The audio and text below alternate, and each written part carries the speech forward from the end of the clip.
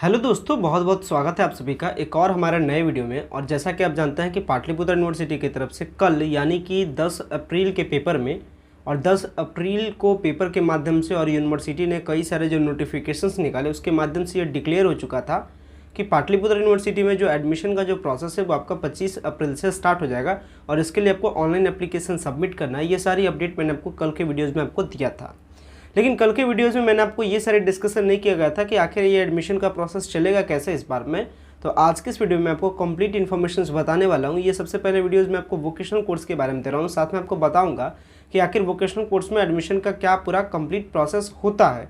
यानी आपको A to Z में आपको इन्फॉर्मेशन बताऊँगा कि आखिर पाटलिपुत्र यूनिवर्सिटी में जो एडमिशन का जो प्रोसेस है वोकेशनल कोर्स के लिए वो स्टार्टिंग टू एंड प्रोसेस क्या है। डॉक्यूमेंट्स के बारे में मैंने कल डिस्कस कर लिया था, प्रोसेस के बारे में आज मैं आपको बताऊंगा। साथ में कुछ स्पेशल बातों के बारे में बताऊंगा कि आखिर पाटलिपुत्र यूनिवर्सिटी में वोकेशनल के कौन कौन से कोर्स अवेलेबल है, साथ में कहाँ कितना सीट है और कौन कौन से कॉलेजेस में ये कोर्स अवेलेबल है। तो मैं आपको पूरी A to Z complete information बताने की कोशिश करूँगा। सो गाइज, अगर आप चैनल में पहली बार विजिट किए तो चैनल को जरूर सब्सक्राइब कीजिएगा ताकि प्रॉपर अपडेट आपको मिल सके। और अगर आपको वीडियो पसंद आता है वीडियो को लाइक कीजिएगा। तो चलिए वीडियो को स्टार्ट करते हैं, जानते हैं आखिर पाटलिपुत्र यूनिवर्सिटी में वोकेशनल कोर्स का क्या पूरी स्टोरी है, क्या पूरी कहानी है। अगर मैं आपसे बात करूं पाटलिपुत्र यूनिवर्सिटी के बारे में तो पाटलिपुत्र यूनिवर्सिटी एक बिहार की स्टेट यूनिवर्सिटी है जो कि 2018 में इस्टेब्लिश होती है। पटना यूनिवर्सिटी और मगध यूनिवर्सिटी के जो कह सकते हैं, जो मगध यूनिवर्सिटी पे जो पूरा ज़्यादा लोड था, जो उसके यूनिवर्सिटीज़ पे ज़्यादा प्रेशर था, कई सारे कॉलेज बन चुके थे। ऐसी स्थिति में बिहार सरकार डिसीजन लेती है, बिहार सरकार की शिक्षा विभाग डिसीजन लेती है और शिक्षा विभाग डिसीजन लेने के बाद एक नए यूनिवर्सिटी को बनाती है जो कि कहलाता है अपनी पाटलिपुत्र यूनिवर्सिटी। और इस पाटलिपुत्र यूनिवर्सिटी में एडमिशन्स के जो प्रोसेस होते हैं वो मेरिट बेस्ड होते हैं, यानी जो आपके क्लास 12 में परसेंटेज आए हैं उसके बेसिस पे आपका एडमिशन का प्रोसेस कंप्लीट होता है। यानी इस बार का भी जो एडमिशन का प्रोसेस होगा वो आपका क्लास 12 के परसेंटेज पे होगा। यहाँ पे आपको एडमिशन लेने के लिए किसी भी प्रकार का एंट्रेंस का टेस्ट देने की ज़रूरत नहीं है, क्योंकि इसमें एडमिशन लेने का प्रोसेस है आपका क्लास 12 के परसेंटेज पे। कहने का मतलब जितना आपका क्लास 12 में ज़्यादा परसेंटेज आपके एडमिशन के उतने चांस। तो इस यूनिवर्सिटी में आपके परसेंटेज भाई मैटर करते हैं। तो अगर आपके परसेंटेज कम है तो ये चिंताजनक की आपके लिए बात है कि जब एडमिशन का प्रोसेस स्टार्ट होगा तो मे बी आपका मेरिट में नाम नहीं है, फर्स्ट मेरिट लिस्ट आएगा, सेकंड मेरिट लिस्ट आएगा, थर्ड मेरिट लिस्ट आएगा और एक चौथा मेरिट लिस्ट आएगा।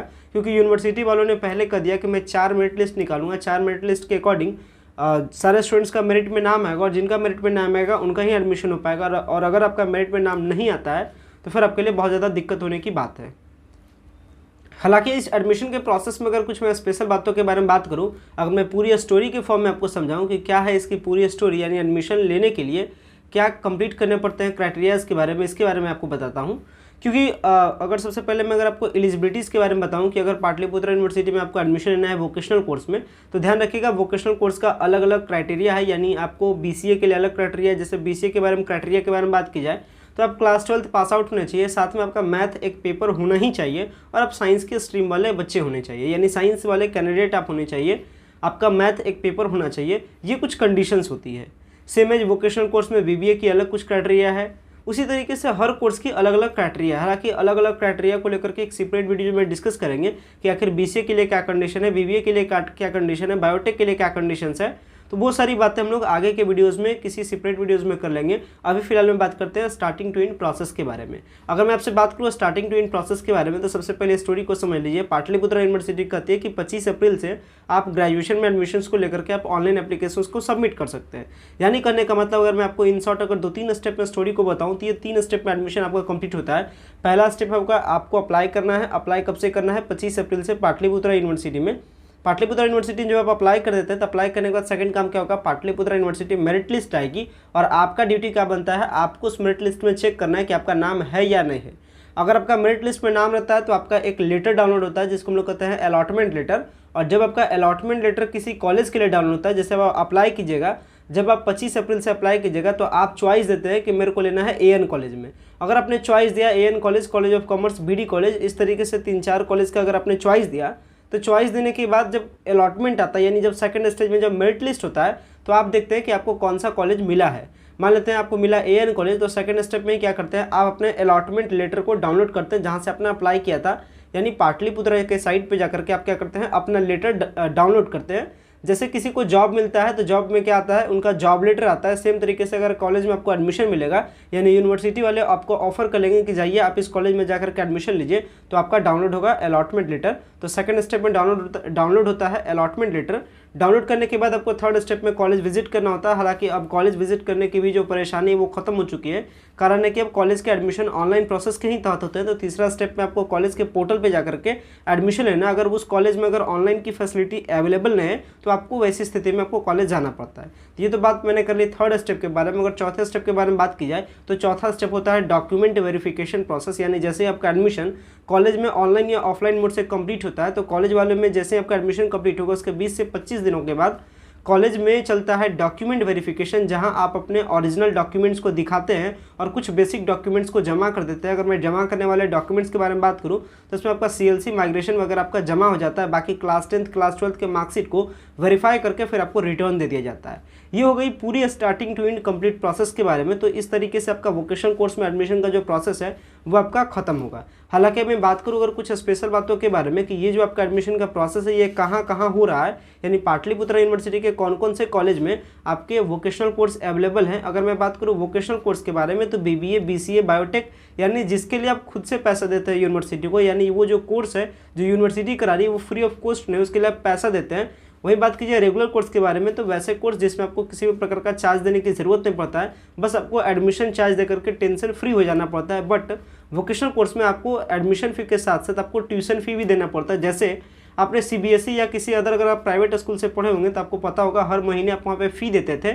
सेम तरीके से यहाँ के प्रोसेस में क्या होता है, यानी वोकेशनल कोर्स का जो प्रोसेस है पाटलिपुत्र यूनिवर्सिटी में, इसके लिए आप हर महीने तो चार्ज नहीं देते, लेकिन एक बार ही आपसे चार्ज ले लिया जाता है, एक साथ आपसे चार्ज ले लिया जाता है एडमिशन के ही टाइम में। जैसे करने का मतलब नॉर्मल कोर्स में एडमिशन लेने का चार्ज पाटलिपुत्र यूनिवर्सिटी में 2000 से लेकर के 3000 के बीच में है, लेकिन वही अगर वोकेशनल कोर्स के बारे में बात किया तो उसमें एडमिशन का चार्ज 17,000, 20,000, 22,000 इस तरीके से वो डिफर करता है। कारण है कि आप उसमें अपना ट्यूशन फी भी देते हैं, यानी जो आप पढ़िएगा उसका चार्ज भी देते हैं, क्योंकि इसी के लिए इसका नाम पड़ा है वोकेशनल कोर्स, यानी व्यावसायिक कोर्स। और व्यावसायिक कोर्स का साधारण सा मतलब होता है एक ऐसा कोर्स जिसको कंप्लीट करने के बाद आप आगे चल करके व्यवसाय कर सकते हैं, आप आगे चल करके आप उसे सेट हो सकते हैं, यानी आपका जॉब फिक्स है। ये वोकेशनल कोर्स की कुछ खूबियां हैं। तो इसको लेकर के हिंदुस्तान के पेपर में आज अपडेट आया कि वोकेशनल कोर्स में पाटलिपुत्र यूनिवर्सिटी में 5500 सीटों पर होना है एडमिशन। क्या है पूरा पाटलिपुत्र यूनिवर्सिटी के द्वारा जो जारी किया गया इस हिंदुस्तान के पेपर के कटिंग में। चले मैं हिंदुस्तान के इस पेपर वाले कटिंग को मैं आपको पढ़ करके बताता हूँ कि क्या क्या इसमें स्पेशल बातें। हालांकि आपको जो पेपर का कटिंग है वो आपको नीचे भी दिख रहा होगा, आप उसे देख भी सकते हैं और क्या क्या उसमें लिखा हुआ है जैसे मैं आपको पढ़ रहा हूँ, पढ़ करके समझ भी सकते हैं। तो चलिए आइए देखते हैं कि क्या है आखिर पाटलिपुत्र यूनिवर्सिटी का जो आपका नोटिफिकेशन है। नोटिफिकेशन को मैं आपको पढ़ता हूँ, इसके बाद बताता हूँ कि आखिर क्या क्या इसमें इन्फॉर्मेशन बताया गया है। सबसे पहली बात मैं अगर इसमें बताऊं तो इसमें देखिए आपको बताया जा रहा है कि पाटलिपुत्र यूनिवर्सिटी में 28 सरकारी व 10 निजी कॉलेजों में संचालित होंगे पाठ्यक्रम। यानी पाटलिपुत्र यूनिवर्सिटी में जो सारे कॉलेज हैं जहां पे व्यावसायिक कोर्स होगा उसमें 28 इसके अपने कॉलेज हैं, यानी 28 इसके सरकारी कॉलेज है और 10 प्राइवेट कॉलेज है। यानी कहने का मतलब कुल 38 कॉलेजों में ये व्यावसायिक कोर्स यानी वोकेशनल कोर्स में इस बार एडमिशन होगा। वही अगर बात की जाए कौन कौन से कॉलेज है तो इसमें कॉलेज में नाम है AN कॉलेज, इसके बाद आपका नाम है ANS कॉलेज बाढ़। कॉलेज के बारे में आपको बता रहा हूँ कौन कौन से कॉलेज में पाटलिपुत्र यूनिवर्सिटी में ये कोर्सेज अवेलेबल है। तो पहले आपकी AN कॉलेज, दूसरी आपकी ANS कॉलेज, तीसरी आपकी BD कॉलेज, चौथी आपकी BS कॉलेज दानापुर, पांचवी आपकी college of commerce arts and science आपके राजेंद्र नगर, इसके बाद GJ कॉलेज रामबाग बिहटा, इसके बाद गंगा देवी महिला कॉलेज, इसके बाद आपका है JD वुमेंस कॉलेज, इसके बाद है JN कॉलेज खगौल, इसके बाद अगर कॉलेज की बात की जाए तो किसान कॉलेज सोहसराय का, इसके बाद AM कॉलेज विक्रम, इसके बाद अगर कॉलेज के बारे में बात की जाए तो आपका MD college Naubatpur, Nalanda college Bihar Sharif. आगे के कॉलेज के बारे में बात करूँ तो RLSY कॉलेज बख्तियारपुर, इसके बाद कॉलेज है RPS कॉलेज पटना सिटी, इसके बाद है RKD कॉलेज कंकड़बाग, इसके बाद अपनी है SDM कॉलेज पुनपुन, इसके बाद श्री अरविंद महिला कॉलेज पटना, इसके बाद श्री GGS कॉलेज पटना साहिब, इसके बाद TPS कॉलेज पटना, इसके बाद राजकीय महिला कॉलेज गर्दनी बाग, इसके बाद राजकीय महिला महाविद्यालय गुलजार बाग, इसके बाद अपनी राजकीय डिग्री कॉलेज राजगीर, नालंदा महिला कॉलेज बिहार शरीफ और महिला कॉलेज खगौल। इतने सारे कॉलेजेस जो टॉप जो कॉलेजेस थे। हालांकि इसमें 38 कॉलेज है जहाँ पे आपका पाटलिपुत्र यूनिवर्सिटी के वोकेशनल कोर्स में एडमिशन का प्रोसेस कंप्लीट होगा। लेकिन अभी मैंने फिलहाल में आपसे बात की कौन से कॉलेज के बारे में, ये मैंने आपसे बात की जहाँ पे जो कुछ टॉप कॉलेजेस थे जिसमें स्टूडेंट्स एडमिशन लेना पसंद करते हैं, वैसे कॉलेजेस के बारे में मैंने आपको बताया है। तो अगर मैं सीटों के बारे में बात करूँ कि आखिर पाटलिपुत्र यूनिवर्सिटी के कौन कौन से व्यावसायिक कोर्स अवेलेबल है, तो समझिएगा पाटलिपुत्र यूनिवर्सिटी में जो कोर्सेस अवेलेबल है उसमें आपका है BBA यानी बैचलर इन बिजनेस एडमिनिस्ट्रेशन, इसके बाद BBM यानी बैचलर इन बिजनेस मैनेजमेंट, इसके बाद BCA bachelor in computer application, इसके बाद है BSWM, इसके बाद आता है BIMB कोर्स अवेलेबल है। इसके बाद BSc इन बायोटेक्नोलॉजी यानी BSc इन बायोटेक है। इसके बाद BSc इन IT है यानी bachelor in science in information technology. इसके बाद है BTM, इसके बाद है BioCM, इसके बाद है BASPM। ऐसे कोर्सेस आपके अवेलेबल है पाटलिपुत्र यूनिवर्सिटी में। तो अगर आपको अगर इनमें से किसी भी कोर्स में अगर आपको एडमिशन लेना रहे तो आप 25 अप्रैल से अप्लाई कर सकते हो। जो मैंने आपको पूरा स्टार्टिंग टू एंड प्रोसेस बताया उस प्रोसेस के तहत आप अप्लाई कीजिएगा, एडमिशन लीजिएगा। और एडमिशन लेने में किसी भी प्रकार का अगर आपको प्रॉब्लम होता है तो आप कमेंट सेक्शन में कमेंट्स कीजिएगा, या फिर आपको वीडियो के डिस्क्रिप्शन बॉक्स में व्हाट्सएप नंबर शो कर रहा होगा, आप उस पर कॉन्टैक्ट कर सकते हो और डायरेक्ट आप एडमिशन ले सकते हैं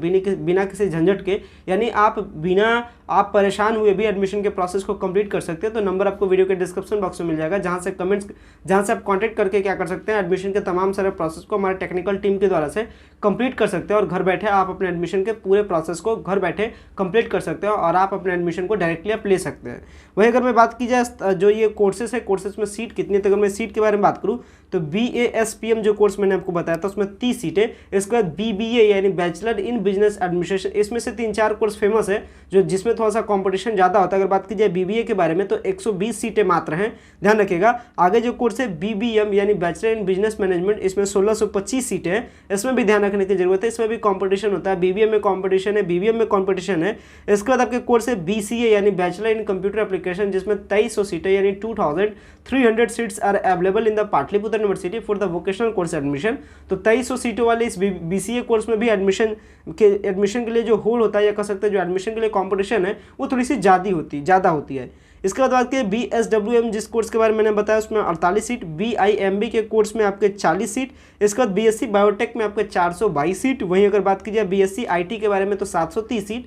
BSc IT में भी थोड़ी सी कॉम्पिटिशन होती है एडमिशन्स को लेकर के।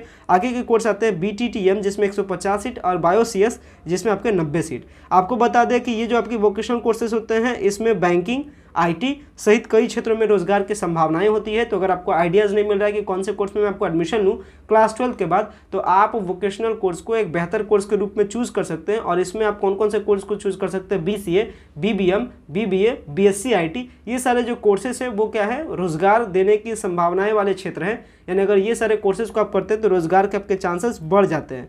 बाकी जो जितना सारा प्रोसेस था मैंने प्रोसेस के बारे में आपको बताया अभी कि क्या सारे इसके प्रोसेस है। और आपको बता दें जो 25 अप्रैल से होने वाला जो स्टार्ट ये प्रोसेस है, आप इसके लिए अप्लाई करेंगे पाटलिपुत्र के साइट पे, यानी पाटलिपुत्र के साइट पे जाकर के आप अप्लाई कीजिएगा। ध्यान रखिएगा क्योंकि इसको लेकर के जो नामांकन की जो अध्यक्षता है वो यहाँ के VC यानी प्रोफेसर RK सिंह जी के द्वारा अध्यक्षता की जा चुकी है और सारे प्लानिंग को बनाई जा चुकी है। इसके अगर मैं प्रोसेस के बारे में बात करूँ तो ये पूरी प्रोसेस जून के लास्ट तक खत्म हो जाएगी और इसके बाद आपका क्लासेस चलना स्टार्ट हो जाएगा जुलाई में। अभी हम लोग हैं अप्रैल के मंथ में, यानी आपका प्रोसेस स्टार्ट होता है तो अप्रैल, मई, जून, जुलाई, यानी आपके कह सकते हैं कि अभी से मैं अगर महीने को कैलकुलेट करूँ तो अभी है अप्रैल में, मई, जून, जुलाई से आपका क्लास स्टार्ट हो जाएगा, जून लास्ट में आपका प्रोसेस खत्म हो जाएगा। अप्रैल से लेकर के मिड मई तक यानी अप्रैल 25 से स्टार्ट होता है ये प्रोसेस, तो ये अप्लाई चलेगा तकरीबन आपको 20 मई के आसपास में। अप्लाई होने के बाद इसका डेट ओवर करेगा और मई के बाद, मई लास्ट होते होते आपका मेरिट लिस्ट आ जाएगा। इसके बाद आप कॉलेज में जाकर के एडमिशन लीजिएगा और इस तरीके से एडमिशन का प्रोसेस जून जाते तक खत्म हो जाएगा। हालांकि आपको बता दें कि यहाँ पे एक और भी इशूज होता है। इशू क्या होता है कि जब आपका अलॉटमेंट आता है, जब आपका मेरिट लिस्ट बनता है तो आपको कभी कभी ऐसे कॉलेज भी मिल जाते हैं जो आपको बिल्कुल भी पसंद नहीं होते। जैसे किसी स्टूडेंट्स का चॉइस है कि वो AN कॉलेज में एडमिशन लेना चाहता है और अगर मिल जाए उसको किसी और कॉलेज, माने तो उसका चॉइस है AN कॉलेज पटना में एडमिशन लेने का और उसको मिल जाए RLSY कॉलेज बख्तियारपुर, वैसी स्थिति में स्टूडेंट्स क्या करते हैं, स्लाइड अप करते हैं। तो पाटलिपुत्र यूनिवर्सिटी एक अच्छे फैसिलिटी को प्रोवाइड भी करती है, यानी अगर आपका मनपसंद कॉलेज नहीं मिला है तो आप स्लाइड अप के प्रोसेस के जरिए से भी एडमिशन के प्रोसेस को क्या कर सकते हैं, कंप्लीट कर सकते हैं। तो ये कुछ इंपॉर्टेंट इन्फॉर्मेशन थी, पूरी प्रोसेस की जानकारी थी। थी। आशा करता हूँ पूरी प्रोसेस के बारे में समझ गए होंगे। हालांकि इसके बावजूद भी अगर आपका किसी भी प्रकार का कमेंट्स या क्वेरी रहता है तो आप कमेंट सेक्शन में कमेंट्स कर सकते हैं, या किसी भी प्रकार के अगर आपके दूसरे प्रॉब्लम हो तो आप उसको शेयर कर सकते हैं हमारे व्हाट्सएप के नंबर पे। आप हमें इंस्टाग्राम पे फॉलो कर सकते हैं, आप हमारे टेलीग्राम पे ज्वाइन हो सकते हैं, और ज्वाइन होने के साथ आप तमाम सारे अपडेट के साथ अप टू डेट रह सकते हैं। तो आशा करेंगे ये वीडियो को पसंद आया होगा। वीडियो को इन करते हैं। Thanks a lot for watching this very important video. But please अगर आप चैनल पर पहली बार विजिट किए तो चैनल को सब्सक्राइब करना ना भूलें।